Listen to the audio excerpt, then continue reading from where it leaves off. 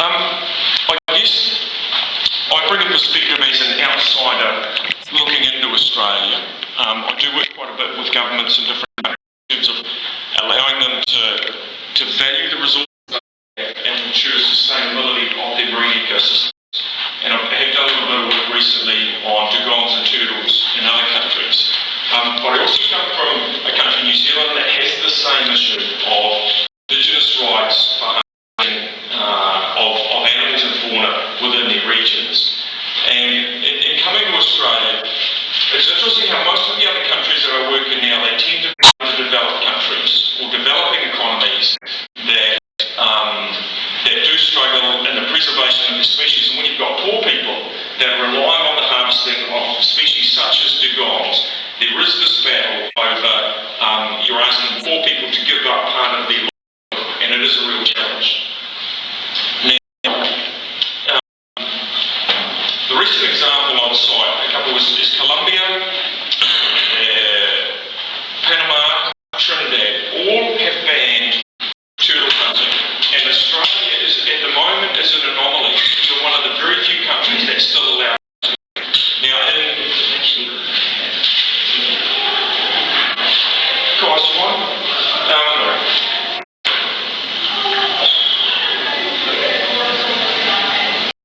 So in coming here, speaking with some of the politicians, I guess some other people, we met last night with some people who have blown whistles in terms of what's happening. There's some things that is evident here. One is the transporting of these species around the country. They're not allowed commercial hunting of dugong, and yet they're shipping large volumes of it around. So one of the things we're asking for is that the prohibition of the transportation of dugong and turtle outside the region of harm. It is against the spirit of the native land. It's a local product that should be consumed locally, and to send it, to be sending it over to Perth and down to Melbourne and to Sydney. Now that's a federal law that we're asking to change. I believe also that there should be a moratorium placed on the hunting of all turtles in Australia so sustainability can be determined.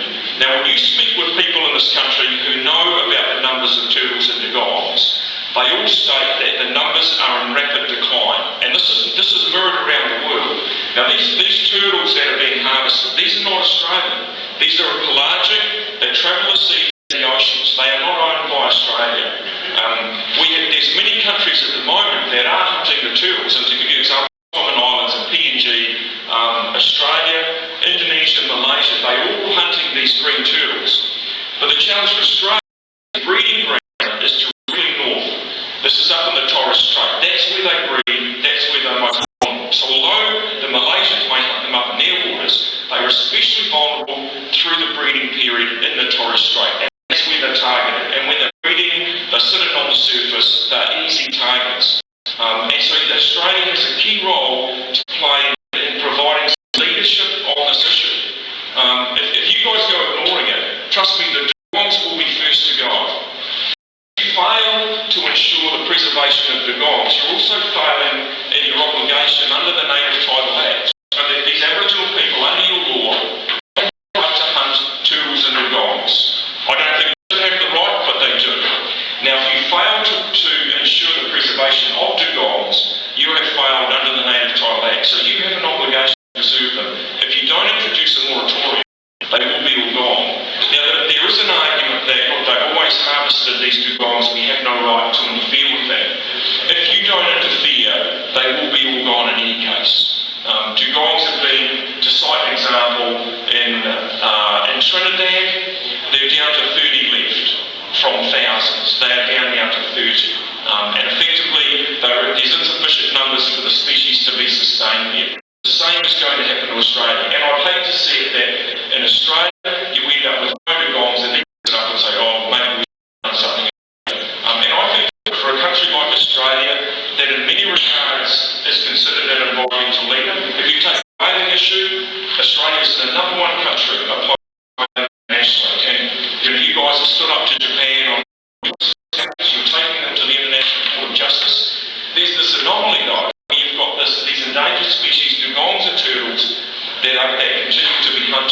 And this issue here, we've got two sides. One side is, under CITES, you have an obligation to preserve endangered species. On the other side, you've got the native title aspects. And how do we blend these two together? At the moment, I believe most politicians are too scared to address anything that has something to do with native title. They're about being called racist. It's a big can of worms and they don't want to open it. And I believe in Australia, most people get their heads in the sands over these issues. And I think it's time that it was addressed. It's nice to see some members of Parliament and the mayor here.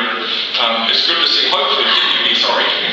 I hope that you guys can change something. I don't want to be coming back in here in 10 years and see all the dugongs on and the greenback turtles are basically as well. There was a really interesting example recently is the leatherback turtles, some of which do actually come down in Australian waters. The leatherback turtle in the Pacific is doomed. There's only 1,800 breeding females left. The regions they breed in is very diverse. The population is doomed. The Atlantic leatherback is not doomed. They've still got 80,000 left. What happens is the population gets to a certain level that becomes impossible for the species to sustain themselves. Now, a lot of people think of dugongs and turtles as something that they're a little bit different to most things. If you consider your marine ecosystems, most of your fish have a good ability to recover because their ability to breed is so high. Most of these turtles, they don't reach breeding age depending on the species, 15 to 30 years. If you look at the size of the turtles that are getting caught up in the Northern Territory now, the size is well down on what it was even only 10 years ago. So they're catching all the big turtles. There's the respect that goes with an Aboriginal person bringing back a 50 kilo or 70 kilo turtle, much more so than a 5 kilo. But a minute they are taking away the breeding stock. And so I just hope that you guys can go addressing this issue here. I can be a foreigner coming in and telling you guys what to do. There's some local people here who are onto it as well, but trust me, as an outsider looking at it, it is a disgrace what has happened here. You guys just bury your heads in the sand, and this native title act, no one wants to go dicking with it. I think it's time that it was addressed, but you need some politicians with some backbone to stand up on this, and something will fail Aboriginal people if they don't step in and introduce a moratorium on the hunting of turtles and dugongs. Long term, I would Australia put a total ban on the hunting of these, but small steps, and I think the first step is a moratorium such that at least the numbers can be established so that you can say, hey, these are the numbers, these are what we had 10 years ago. If we continue on this path, they will be gone. And I accept not an easy battle, not an easy thing. Once you start messing around with native title, that's entrenched in your laws, very hard to go changing. I'll just check on there's a couple other points I wanted to make while I was up here. Another aspect is the enforcement of existing laws. Now, you do actually have a number of local people up north who are effectively an enforcement officer. They have no power of seizure, they have no power of arrest,